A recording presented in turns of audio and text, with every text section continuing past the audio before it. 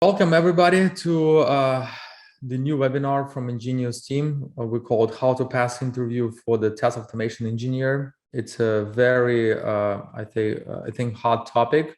A lot of people struggling for passing interview for the SDET, Software Development Engineering Test.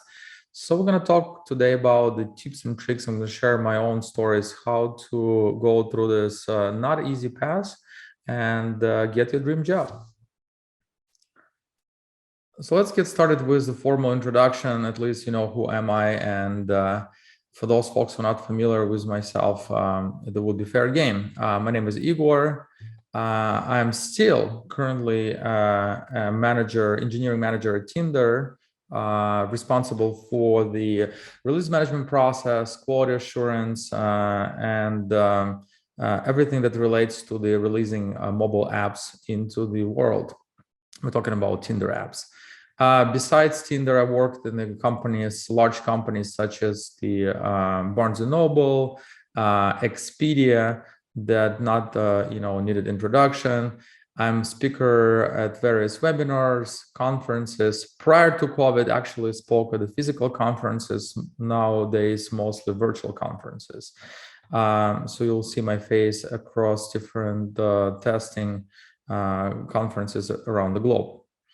So what's going to be the agenda for today's webinar? So we're obviously going to talk about how to go through the entire process from the beginning to the end, and end means that your job. So we're going to talk about the effective resume and LinkedIn. What are the recipes for that? Conversation with the recruiter, very important one. Pre-interview with the hiring manager. Some of you folks didn't know about that option. We're going to actually exploit that. Coding screening. This is the pain point for everybody. In-person or virtual interview with the team. And finally, salary negotiation. So I broke down the presentation of these topics.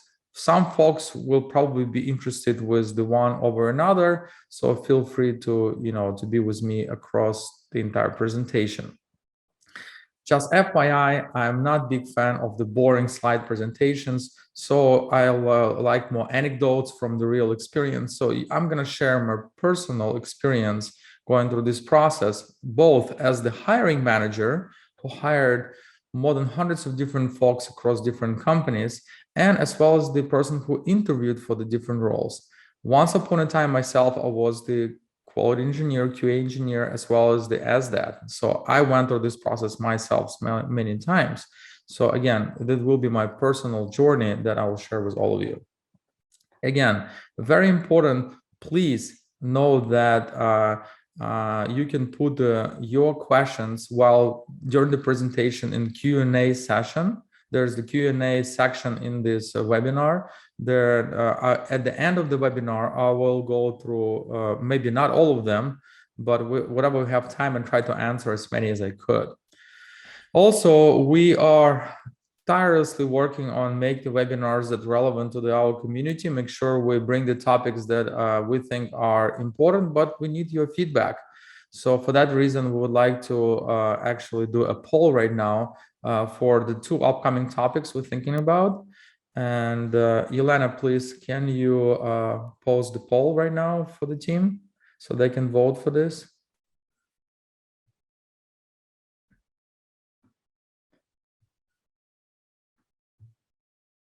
Elena, our panelist. Here we go.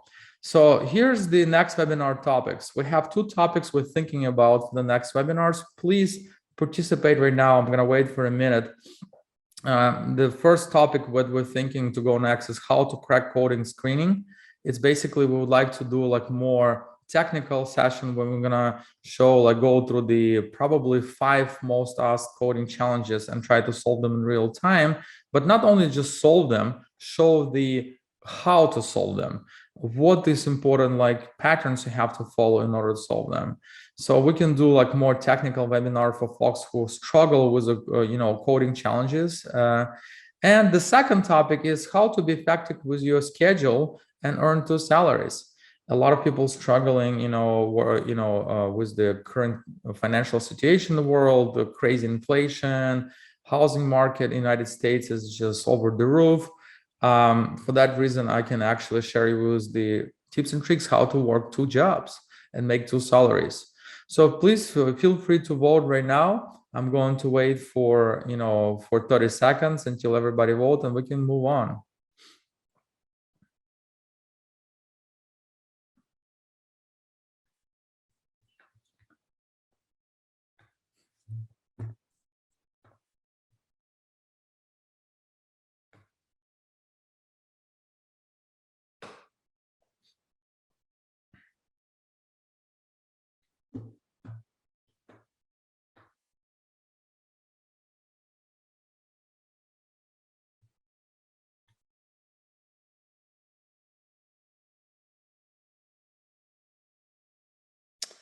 Okay, I think that's more than enough time to vote. Elena, you go ahead and close the poll, please, so we can move on with the presentation. Thank you. Great. We're going to evaluate your votes, and right after this webinar, we will offer the next webinar registration, so you can actually register in a separate email. And if you like content that we are sharing during our webinars, again, feel free to propose us. We're gonna, we will share our email for the Engenious corporate email that you can actually share the ideas for next webinar. We're looking forward for content that actually interests you, not us. It's all for you guys. All right, let's move on. Effective resume. I think that, to be honest, as the hiring manager, very rarely, I would say probably 2% out of 100%, I've seen very good resumes. So that means 98% of resumes that actually I handhold every time I get a resume, they're poorly structured. And that's why it's a sensitive topic, because the first thing that the hiring managers see is the resume, right? And they make a judgment on the resume, or obviously LinkedIn should reflect the resume. So let's talk about this topic. So what is the important pedigree or recipe for the effective resume? Again, I'm going to talk about my experience right now, and probably the industry standard for the resume as well. So it will be both. So number one is it should be not more than 1 page.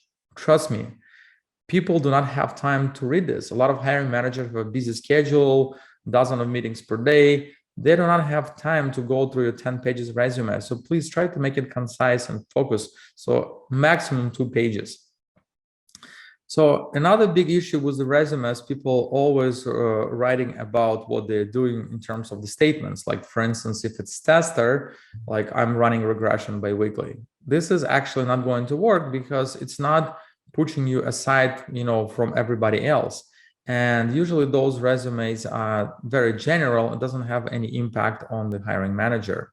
So instead, try to focus on your accomplishments. And we're going to go through the formula in the next slide. But accomplishments mean things that you've done rather than things you do on a regular basis.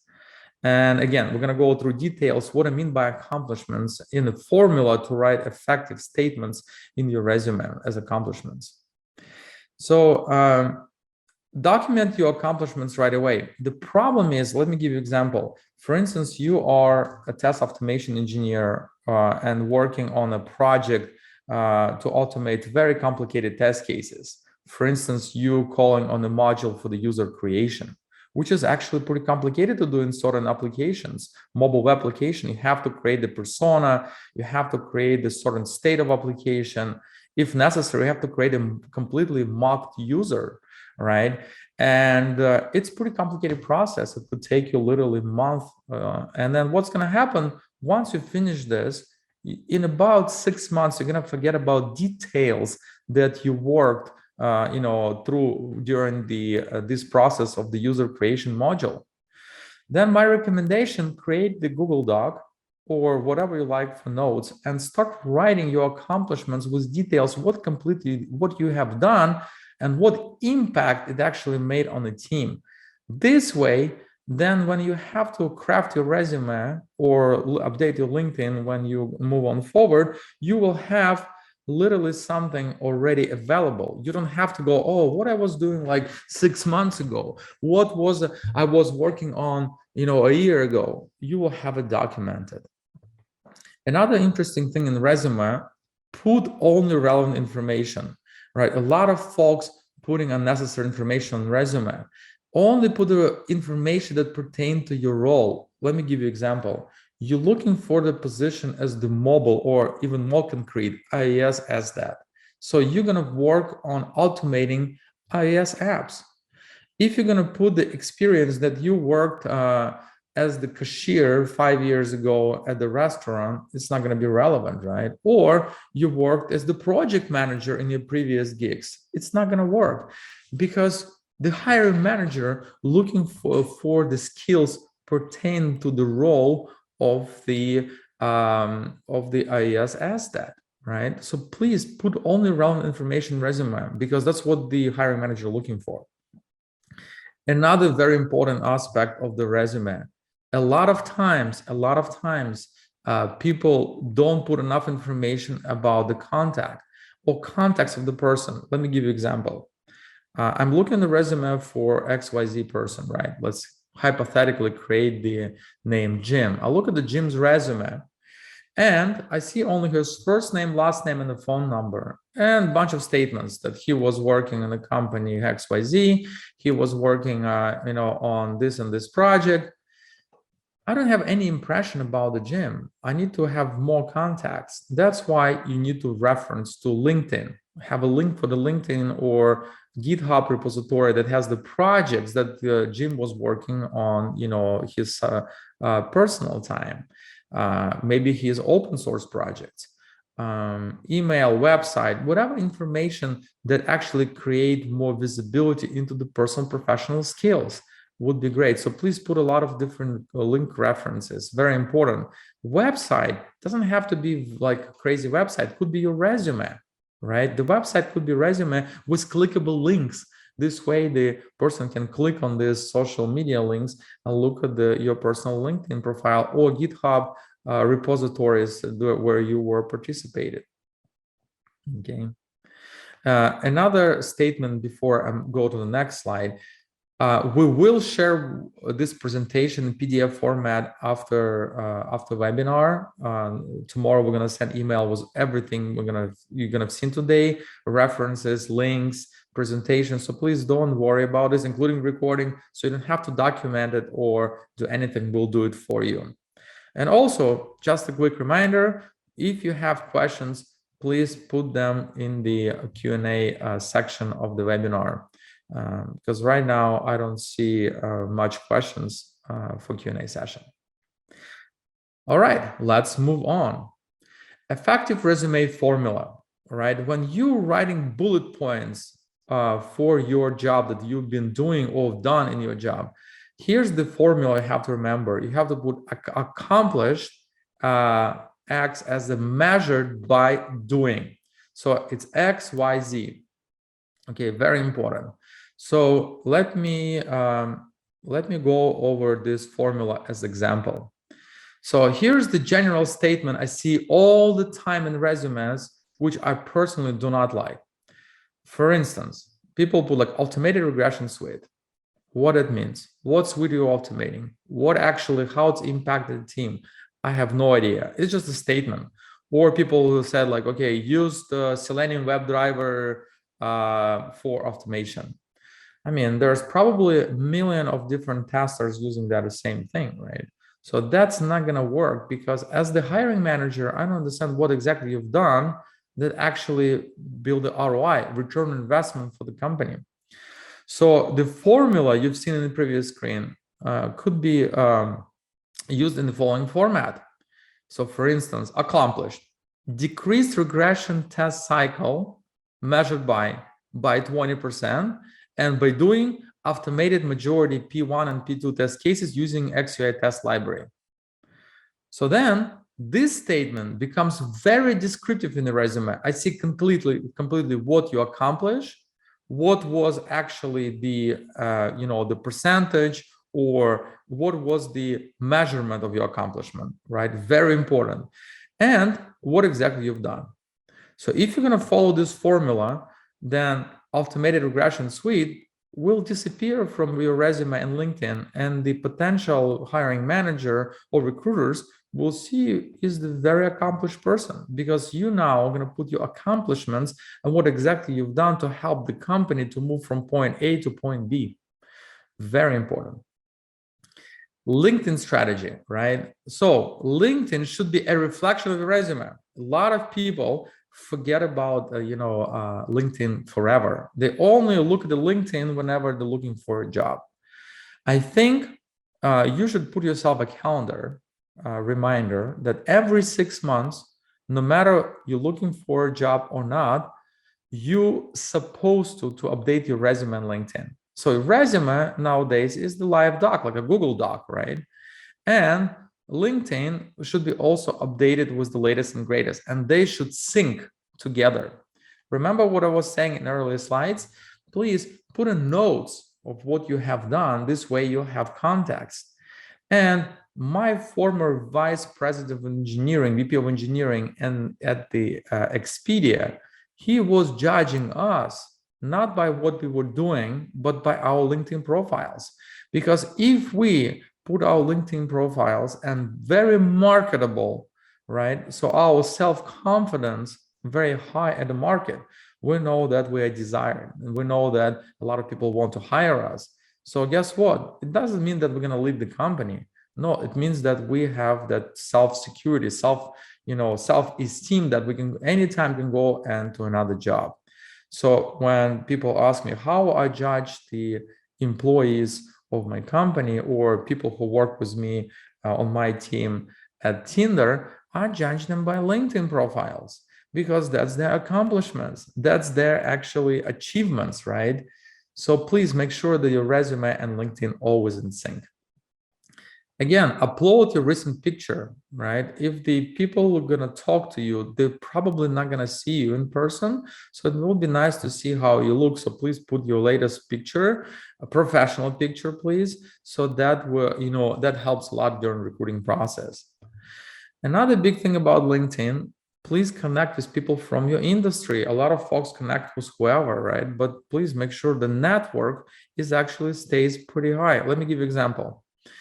You go to a physical conference and you meet a lot of folks from your industry. Share your LinkedIn right away. Same as Instagram, you've done it like in your personal life. LinkedIn is very similar. So make sure you have a lot of connection. And that will help you moving on forward. When you're going to converse with folks during the conferences, they will remember about your skills. And then if they need to refer you, they will find you on LinkedIn. Very important. Ask for recommendations. Very important. When you work in a company, you work in the teams. You do not work by yourself, right? Very important. You need to always communicate with the developers, product managers, project managers, designers. Ask them for recommendation and do it as a reciprocity. Write a good recommendation for them as well.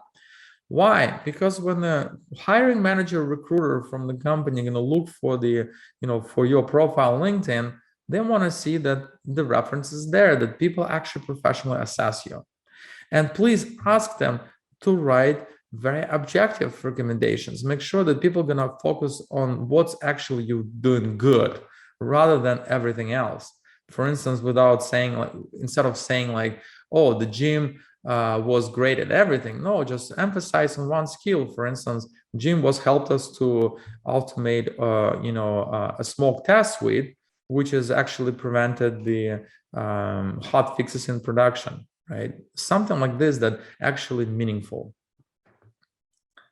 Another big thing that I recommend to everybody, all the students we teach, all the employees, everybody, just and the friends and you guys, please be active in the community. Think about the topics that actually really interest you and write posts about this, right? Why? Because that's also visible on your LinkedIn profile. So on LinkedIn, there's a bunch of groups you can write a post, informative post about the topic. For instance, Cypress. Why Cypress is better than Selenium WebDriver? Because your company is moving from Selenium WebDriver to the Cypress, you can write a very good article about this. Or you struggling with the espresso, right, on Android as automation. Just write about the pain points where the espresso does not work very well. What else should you do? You can write any post about any topics in the testing space, in engineering space, in the project management space, but in your professional space, obviously, write your personal, pain points or personal experiences, which is going to be very interesting for the community. And again, when the hiring manager will look at your profile, when the recruiting team is going to look at your profile, they will notice this. All right. Again, please feel free to post questions. And I see only one question in Q&A section of the webinar. And please, while I'm presenting, if you have some questions that you think about, please post them in Q&A section of the webinar so I can answer them at the end. All right, let's go to the recruiting side, right? So remember, a recruiter is always on your side. Each recruiter, the main agenda or the main goal is to hire people, right? And nowadays, when the market is extremely hot, it's overheated, they are struggling. So they are on your side, which is, think about this, they're not your enemies, they're your friends. So again, make sure that LinkedIn is actually reflect your resume this way. Then when you talk to them, everything is up to date. Very important. A lot of times when recruiters get misleading information, it becomes miscommunication. They're losing their time, your time. They try to solicit you in the role that you're not there anymore. Please make sure that at least LinkedIn is up to date. Second, when you jump on a call with a recruiter, always try to have study the company. So obviously the recruiter will solicit you on LinkedIn and will ask you, hey, are you interested in this role? Before jumping on a call, study about the company, what the company is doing, look at their website, look at the roles they have open, try to understand where you're going to, right? And is it the company you like? Is it the company you would want to work? So once you jump on a phone call with them, right, the first intro call, show the recruiter they're interested in the role. Means that interview a lot of questions. Ask the recruiter questions about the interview process, about the team, about the culture. Just come with a lot of questions. Show that you're very curious about this role, right? That you as something you're looking for. Again, ask questions about company, team, role expectations. Very important. A lot of times people come to interview and you ask them a question, hey, do you have questions about the company? It's like, no, I don't. This is a red flag. That means the recruiter will pass on you. You're not going to go to the next step. Another important aspect, which a lot of people don't do, maybe they just don't know, but this is the more hint, a tip from me to you guys, is the pre-interview call with the hiring manager. The problem is a lot of recruiters, especially internal recruiters, right? They do know about the role, but not in the details. And what I call it's a broken phone game. The hiring manager try to convey the information that is important, or the expectations rather than information that pertain to the role. However, it usually gets lost in the role description, job description, and in order to make sure that you get the correct information, the right information, ask recruiter to schedule the unofficial, right, pre-interview call with hiring manager. Something very short, maximum 30 minutes, and justify that you would like to ask more questions about this position, that you're really interested. You would like to talk directly before the interview with the hiring manager. And we're going to go next slide, why it's important. Before I'm going to go to the next slide, I just would like to note, please try to work only with internal recruiters, the recruiters that hire directly by the company. Do not try to work with external recruiters. Why? Because external recruiters, they don't know much about the job, they just want to sell it. Internal recruiters are more interested to hire right people for the right role. And they are less aggressive, they are less biased and they're more focused. So again, my recommendation, try to work only with internal recruiting teams that are directly within the company. Let's move to the next slide. Pre-interview call with hiring manager. I personally like them, and I think they're very, very important. Why? Because that's where you have a chance to present yourself, to sell yourself, right? Which will set the tone for the entire interview stack. Why? Because hiring manager will be asked by the recruiter to build a team of interviewers. So after conversation with you directly before the interview process, they may reconsider who will interview you. Means that you might get a chance to get more or better people who will ask you the right questions, and interview process will be more focused and position oriented.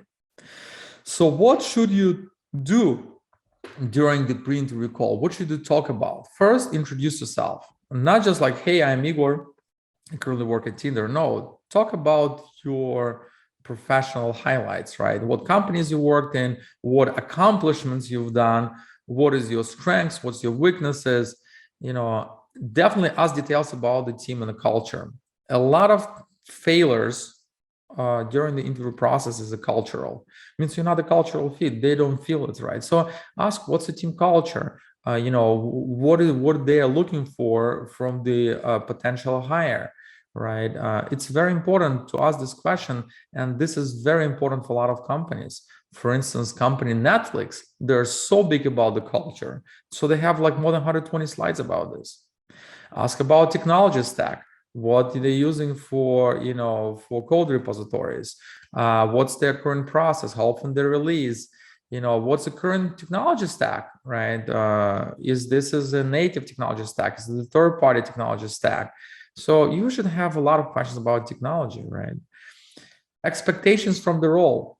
Why this role is important for them? What their current challenges and how this role can help to meet these challenges or resolve them in the long run or short run. Offer some advice in between, because the hiring manager will talk about different things and you're like, oh, I've been doing this in my previous job. So in between this conversation, we call in between the lines, you say, listen, I think I work on this and I have a great solution for you, and advise it. Point to some similarities. For instance, if the company using the same stack or same technology, say, oh, we use the same thing in our company. This is great to hear you guys using the same thing. Point to your GitHub and publications. Very important. And we're going to talk in the future slides about this. You should have some projects, your own projects that you can share off, what we call the portfolio, right? So you can say, hey, by the way, you struggle right now with reporting, but I decided to help community and build open source reporting system for automated tests. It works very well, and a lot of companies, let me show you, and you can actually show them, reference a GitHub and say you're already very active in the community. It's a huge plus. It's like almost winning the entire stack. And show the interest in the role, right? Just make sure that you're curious. You ask a lot of questions about role. Show them, tell them that you are extremely excited about the opportunity, looking forward for interview process. Why this is important? Pre-interview with hiring manager in my career back in the day actually dropped entire interview. So when I conversed with the hiring manager, then instead of interview, they called me into the Expedia office to come for the unofficial talk with few directors and team leads. I came in the office, talked with them 1 hour, showed what I was doing, and I skipped the entire interview stack. I was hired without actually the traditional interview. So you will be surprised. This is how impactful to have this conversation and how that could help you to get a job before even the interview process. Very important. Again, this is just my own observations and my own experiences. All right, let's move to the next topic, coding screening or coding challenge. So I put a quote from Dale Carnegie: discouragement and failure are two of the surest stepping stones to the success. Dale Carnegie, author of How to Win Friends and Influence People. Very famous publication, very famous book, my favorite. I read it more than 4 times. This is probably the best statement describing the coding screening. Everyone very scared about this. Every time people hear about, oh, I have to go to the coding challenge, they sweating, they get shaky hands. Please don't be scared of this. Coding screening is not super hard, and we're going to talk about this a little bit in the next slides.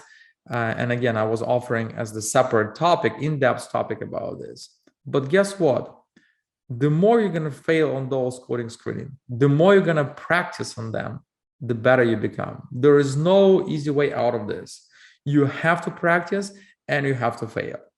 And if you go through 4 interview screenings and fail them, you will know exactly what the companies want and you will prepare better. Guess what? The 5th, 6th, 7th one, you will definitely pass, but you will know exactly how to prepare. So failure in this case is the good learning curve, learning experience. We have to fail first before we succeed. So don't be afraid to fail. And some of them are pretty hard, some of them easy, but guess what? Majority of coding challenges for the S, that's not super hard. It's just when we have to code in real time under time pressure, when we have 30 minutes to solve the algorithm, we get paranoid. So our brain says, oh, no, I don't want to do that. So it's completely opposite. Yes, you want to do this and don't be afraid to fail. So where you can prepare for the coding screening, there are a few resources I use all the time for myself and the students we teach and for everybody that asks me is the algoexpert.io and leetcode.com. These 2 resources are phenomenal. They have free and paid versions. The paid versions have access to the coding challenges from real companies and their solutions. Guess what? There is no easy way out of this. You have to go ahead and start solving. For the roles of SDAT, right? Software development engineer tasks, focus on easy and medium. Don't go to the advanced. Intermediate and easy ones are good enough, but start to solve them. Make sure that you understand not the solution, but the similarities in all the solutions and algorithms. There's not that many algorithms, to be honest, and most problems are very similar. After you solve like 10, 20 of them, you will see there's a lot of similarity. But before the interview, you have to go and prepare. You must have a schedule on your calendar to spend like hour or 2 a day for the preparation. Otherwise, you are not going to pass the coding screening. And nowadays, they are pretty much every interview you have them. So here's my tips of the advice. And again, if you would like to have a separate webinar with more technical aspect, when we're going to pick up like 5 most asked coding interview challenges, we can go in depth. But here's my tips on this. Try to solve it even if you don't know how. So let's say you go to an interview, you have 30 minutes, it's a code pad, and you just read it and you don't understand it. The first reaction, you can say, I'm sorry to the interviewer, I'm not going to do that. So this is actually a wrong route. Don't do it. Try it. Why? Because it's an experience. So the best way to try it, remember, most interviewers are on your side. They want you to pass this interview. They want you to talk to them. So the idea of a coding challenge is not to show like how bad you are, how good you are, is to actually converse, to have a conversation. So you should start asking questions. Break down this complicated problem to multiple easy problems. For instance, here's the 6 questions that you would need to confirm with the interviewer before you even start writing a single line of code. For instance, you can say, what should be the data type of your answer that your function has to return? Is it the integer? Is it the double? Is it the float? Is it the string? Is it the object? So this way, you can actually talk with the interviewer what will be the output. What's the input, right? So you should say, hey, listen, I'm thinking that the function I have to write is supposed to take 2 integers input. Is it right? And he's going to say, yes, I think so. Or he said, maybe not. Let's think about this together. So in a conversation, what data structure and methods associated with it will be used. You can talk about your ideas, right? And they can say you're right or wrong, or sometimes they give you a hint, right? Where are you going to store temp data? If necessary, you have to have some temporary storage, and you can talk about this with the interviewer. Describe model of your algorithm before implementing. So basically, write in English, it's pseudocode. Pseudocode will help you to convey your thoughts in pure English before coding, and they will tell you right or wrong. And again, they're on your side. They will recommend you the appropriate way or correct you. And another like extra credit, they look every coding challenge, looking for this is unit test. Try to test your algorithm. You can say, listen, let me write a couple unit tests to make sure that the logic of my algorithm is actually working. Everybody loves this. This is like extra credit, and sometimes you even will be asked to do this. You don't have to write the entire unit test suite to cover each edge cases, but you can actually write few of them and then talk about what would be the potential coverage for other edge cases. So again, these slides will be shared with you. You do not have to screenshot it right now. And again, if you are interested in the dedicated webinar or like technical session on how to crack the coding screening, you can sign up for this. We're gonna have it either next time or the after next time. I think that will be interesting session. So let's say that hypothetically you spoke with the recruiter, you talked with the hiring manager, you had your screening, and you passed the coding challenge. So next step, in-person interview. So nowadays, the whole process have changed drastically. The whole process is actually one from physical offices to the virtual rooms where you can have actually either single like 30-minute 1-hour session with one interviewer, depends on the company, or you can have all like 4 or 5 people in the same virtual room talk to you. So there's a lot of stress, and this interview can go for literally 4-hour marathon or sometimes 5-hour marathon. So how to handle this? It's again, I'm going to share with my tips that how I handle this and how I teach people to handle this. So first, introduce yourself. Let's say they hypothetically have 5 or 4 interviewers. So introduce yourself with each of them. They have no idea who you are. Most of them haven't even looked at your resume. So because they didn't have time, or maybe they took a peek at your resume 5 minutes before interview. So make an introduction, say, hey, my name is Igor. I've been in this industry for 14 years. Let me highlight, just give me I'll give you 5 minutes introduction about myself so we have context for conversation, and highlight your achievements, highlight your most, biggest winnings. And then right after that, ask what they do in the company. So you're gonna know whom you're talking to. So they will spend another 5 minutes introducing themselves, their role.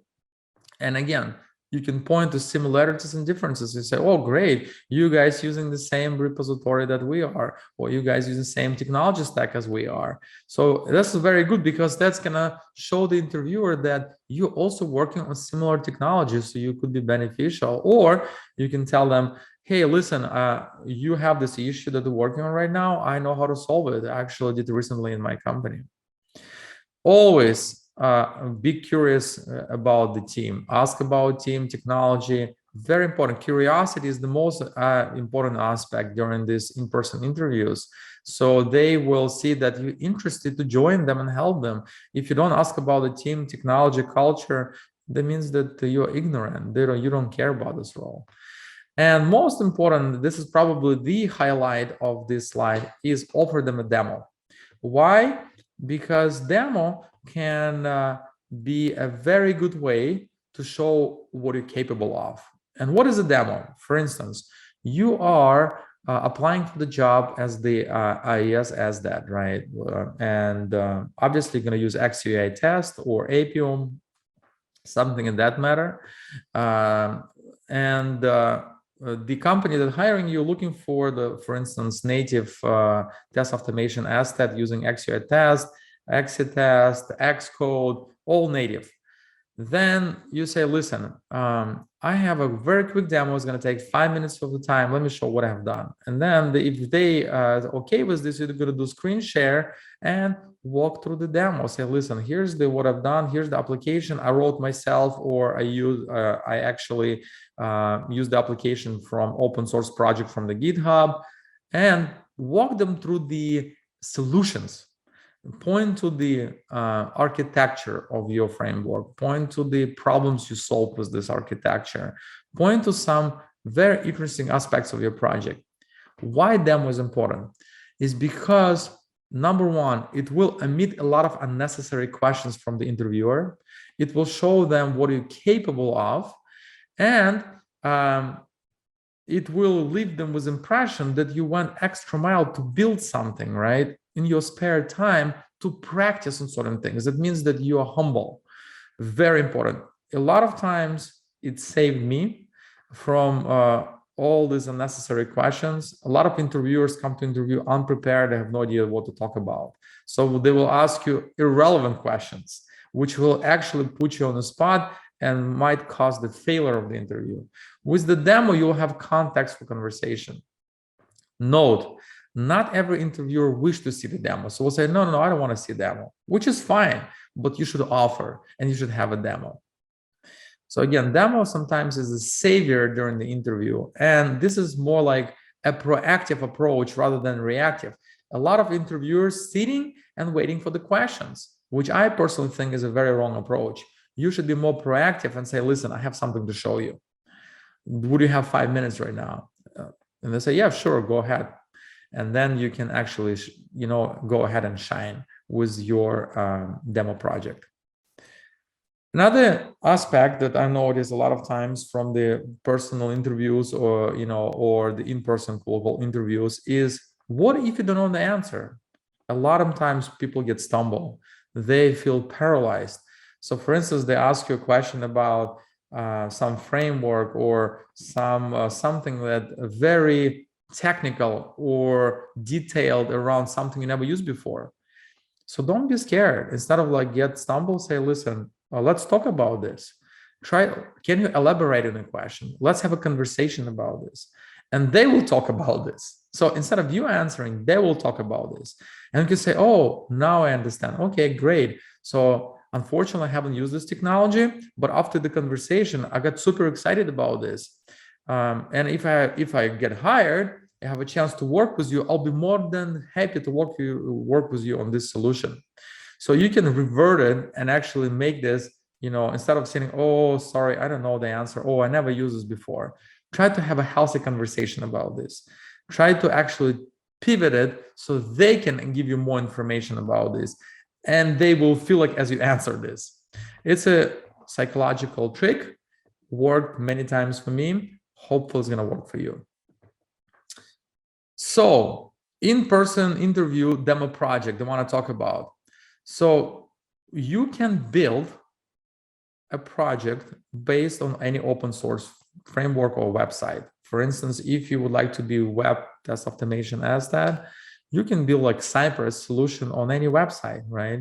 And show everything that you know about it. Show page object model, show how you can mock things with Cypress, which is out of the box.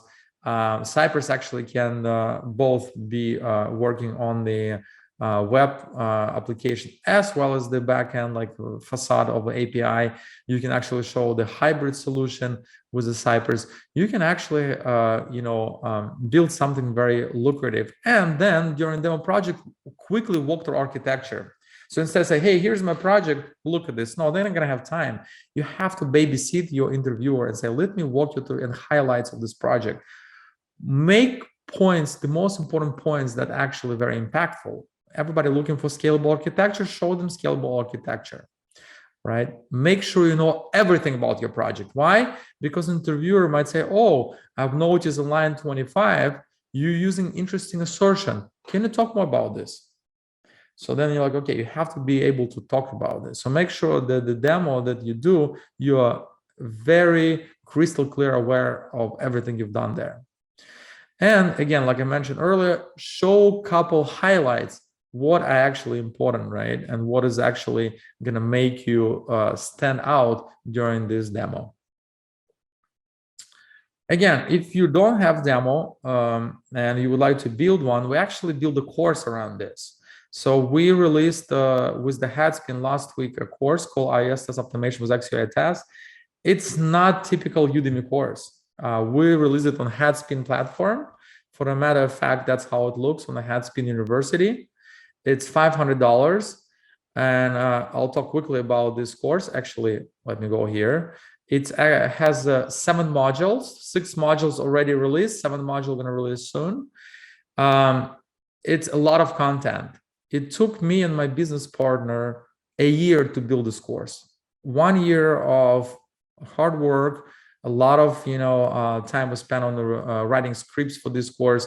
But this is a 100% hands-on course using real test application, going through topics such as if you look course context from the beginning to complicated topics such as the network mocking, for instance, very complicated topic. We dedicated entire section how to make your test extremely stable from like 80% stability to 98, 99% stability using network mocks, right? We actually have an entire section dedicated to running tests in CI, right? Or a lot of hacks using UI tests, right?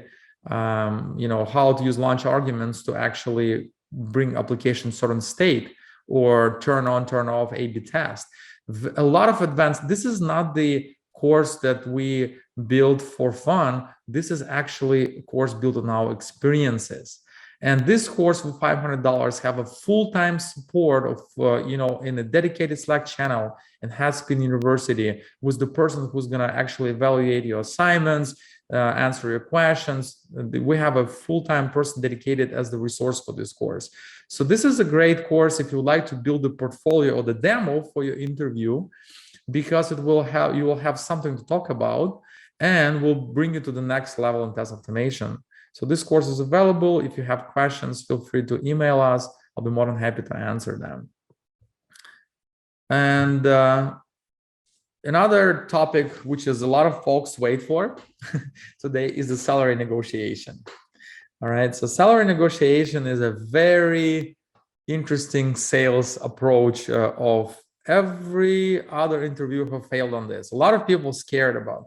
So usually like, okay, I'm making X amount of dollars or euros or whatever salary in which currency, and you're hoping to get a raise. For instance, I make 100K a year here in Silicon Valley, and I would like to make $120,000. That's how usually people think, and which is completely wrong approach. Completely wrong. Why? Because I've been on both sides. I've been the person who was hiring, so I know how the recruiting works, how the budgeting works from the, from the company point of view, and also as the interviewee, right? How it works when you are negotiating the salary. So I'm gonna show you everything I know about this process, and this is very hot topic. It's hopefully gonna help you. So number one, if you're working for a job for a long time, you probably are not aware what is the current position is actually worth at the market right now. Inflation and the market demand has drastically changed the salaries. So make sure that you know exactly what's your level. You might be working for the salary which is outdated. You might be way more worse than right now. Let me give you an example. At the moment, Android or iOS engineers, not testers, engineers, probably somewhere around like mid-level to senior level, 300,000 per year plus. A lot of people don't know about this, but this is the reality, right? Why they're in demand. Very important aspect. A lot of people always try to negotiate on the base salary. So for instance, they wake up one day and think, okay, I want $200,000 a year. But guess what? A lot of companies have a fixed budget on this. So for instance, the fixed range, they might come to the hiring manager and say, listen, Jim, We have for this role the range from $150,000 to $200,000. This is it. So if you're gonna come to the role and ask for 220, you're gonna get rejected. Why? Because this is the budget. So there is obviously the floor and the ceiling. So just FYI, negotiation-based salary is really hard because this is very hard to justify. It's a long-term expense for the companies, so they cannot deduct it immediately. So then if you're very aggressive on the base salary, you're going to lose. So this is not your negotiation. So if the company is going to tell you, okay, the maximum can pay you 170,000, take it, because you're not going to be able to, maybe 10K more maximum. You're not going to be able to go higher than this. So that's where negotiation is actually very limited. And I know for the fact, because I've been on budget meetings, I know how companies make budgets for the salaries, and I know how they expense it. So yes, please do not try to fight over base salary. Where should you fight for? Sign-up bonuses. Sign-up bonuses is something the company can write off immediately, right, as an expense. And this is their trick to get you onboarded. So instead of do a bloodbath battle, right, on the base salary, try to negotiate on sign-up bonus. Ask for more sign-up bonus. So listen, you can say, I'm making currently 150,000 a year in my current job. The maximum can pay 170. What's the reason for me to leave the company? I can make a move if you're going to give me sign-up bonus, and ask for at least $50,000. Because company that makes millions or billions of dollars, this is nothing. They can write off the book, so you can ask for more sign-up bonus. Some companies paying up to $200,000 sign-up bonuses. Depends how well you are. If you are just regular, ASTAT, you're probably gonna get 50K. But then if you're like a director of engineering, you might get $200,000 just to get onboarded. So think about this. This is the point of negotiation. This is what the companies can easily write off. Equity is the king. So if you go for a company who is a publicly traded or private company who's give you private equity, which is very lucrative, that you can actually convert to the cash, that's where you negotiate to. Again, do not try to negotiate on base salary. Very limited. Try to get more equity, try to get more bonus. That's where you have more leverage. Why? Equity is long-term. Stock purchase agreements actually much more easier for company for the deductions, and it's not immediate expense for them. It's a long-term expense, it's an investment. So you can negotiate to get more equity rather than fixed salary and sign up bonus. And support your demand. So instead of say, I want $20,000 more, or I wish I get a $50,000 bonus, you have to justify why. You have to reemphasize it. During interview, I realized that actually I'm perfect fit for your company. And that's why we are right now on the phone call. And considering the fact that, I know something that, could be very valuable for the company, I presume that, I should get entitled for $500,000 4 years equity, something like that. So you should always justify your demand. Instead of saying, I want it, you have to know why you actually want it, why you're good. So here you have to sell yourself. You have to make sure that you position yourself, why you are the right person and why you should get it. And again, I'm going to reiterate, that's why the conversation with the hiring manager in the beginning is very important. That's where you have to seed in their mind that you are the only candidate, you are the person, and there's nobody else in the market that will do this job. This way, the recruiter will come to the hiring manager and say, listen, I talked to Igor. He wants $50,000 sign-up bonus. What should we do? He said, do it. Why? Because Igor is the only one. All right. So that's why it's very important to make sure that the hiring manager is on your side, recruiter is your side, because recruiter is going to go to whom? To the recruiter is going to go in, to join the finance committee and ask for more money for you. They're going to fight for you both with the hiring manager to get you on board. Very important. All right, Q&A session. Hey. All right. Can we write our roles in resume? That was the first question. Absolutely. You have to write your roles in resume. What exactly you were doing. I think it's very important. I think you should write your roles in resume. One person said, I was waiting for salary negotiation. Yeah, if you have questions about salary negotiation, feel free to post them right now. Another person, don't have many questions about, more like a thank you note. Okay, this more thank you note. Perfect. I don't see any more questions. Oh, here's one more in the chat. Once a manager asked me to consider you start your company today, how you will ensure quality of the product? What will be your strategy? How we can satisfy recruiter? Okay, let me read this question one more time. A very good question. Once a manager asked me to consider you start your company today. So considering you are starting your company today, how you will ensure quality of a product? What will be your strategy? This is amazing open-end question. I think for this question, you should have a strategy in place. Let's say you build the company, you should build the process. They want you to be process oriented. Let me give you an example. Because the new company will probably have to build the product and release product fast. So obviously a lot of testing will slow down the process. So you should say, listen, in the beginning, I will probably start with some smoke test on the iteration. Make sure that I involved build team testathons rather than the regular regression cycles. So every time we release pre-production, we have testathons. We more or like we check developers check their code prior to pull request merges.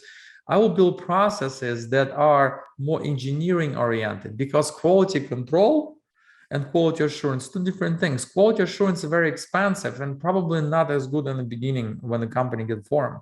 But quality control could be built with designers, product managers, engineers themselves without having dedicated QA. I would build processes to make sure that designs get validated, exit criteria written by the product managers, code get checked for more than one person before merging it, and developers have to test their code before merging it, build pre-release testathons with the entire team and actually throw perks like free pizza, free prices, use pre-beta, pre-release testing with the beta community. You can actually create a strategy. I think this is great. That's what I want to hear. They want to hear that you process oriented. Very good question. I like this question, and I usually ask similar questions. That's how I would act on this. Do you recommend mock interviews? Absolutely. Mock interviews are amazing. I do recommend them because a lot of times people who don't get feedback from interviews, they get rejected, say, okay, you didn't pass the interview. Why? I don't know. Mock interviews are important because they give you feedback. A lot of times you might not behave naturally because you're under stress. A lot of people just start talking like nonsense and they're like, oh my God, how that happened? How I even talk about this? So yes, mock interviews are very important. I think you should do them, Anastasia. I worked as the machine learning engineer and now I am a software tester. Should I write the machine learning role in my resume while applying for software testing roles? Absolutely. Machine learning could be literally applied in analyzing the test results. A lot of times the test results doesn't have any make sense. Like for instance, you have number of failed tests, pass tests. What's the flakiness report? What the areas and certain emulators or browsers been failed over a period of time? I think you can use machine learning for predictable model, like where should we anticipate the future failures? I think this is great. I think you can tweak your experience toward that direction. Absolutely, absolutely. You should actually emphasize how you use it in conjunction, machine learning and testing. Why should we consider you for this role as the QA engineer in any tech sector? It's a very good question. That's exactly where you have to sell yourself. That's why you have to put the accomplishments in place. And this is coming back to the slides when we talk about accomplishments. Why? Because you spent 6 months to build a solution to bring the test stability from 80% to 98%. Why? Because you know how to do this. why you should consider me for this role, because I'm the person who went through a lot of battles and failures and actually build rock solid implementation that right now entire team is scaling on. I was the key driver for to reduce the number of hot fixes from 2 hot fixes per month to 1 per quarter. This is the reason you should hire me. I mean, that's exactly why you have to put accomplishments in your resume and not what you do. Again, the reason I spoke about this very heavily, because remember what I said initially, approximately 98% of resumes I hold in my hand, I'm sorry, they're terrible. They're like, they have no information in it. And that's why I turn them away. I have no idea who I'm going to talk to. I'm going to tell recruiter, I don't want to even talk to this person, because person did not invest the time to make a very good resume. Why should hire the person? How the person going to work if the person didn't invest time in their resume and LinkedIn? Why? Very important. I think that's all we have for the questions. And we run out of time. We're 4 minutes over, but we started also 4 minutes late. I would like to thank each and every of you for joining, to spend this hour with me personally. I truly, sincerely hope the information shared in this presentation is going to help you to get a dream job. I'm going to look at the poll results and going to create the next webinar in exactly 1 month from today. We're going to send the webinar invite either on a topic on how to work 2 jobs and make double salaries, or how to crack the coding challenge, and we see whoever's going to come first. I hope to see all of you, and please invite your friends, colleagues to the next webinars, and hope these sessions become more and more informative. Again, this is all for the community. This is all for you guys. I spend time to make sure that whatever I do can help you and your careers. Thank you everybody for attending, and you have the pleasant rest of the day or evening, depends where you're located, and see you again in a month.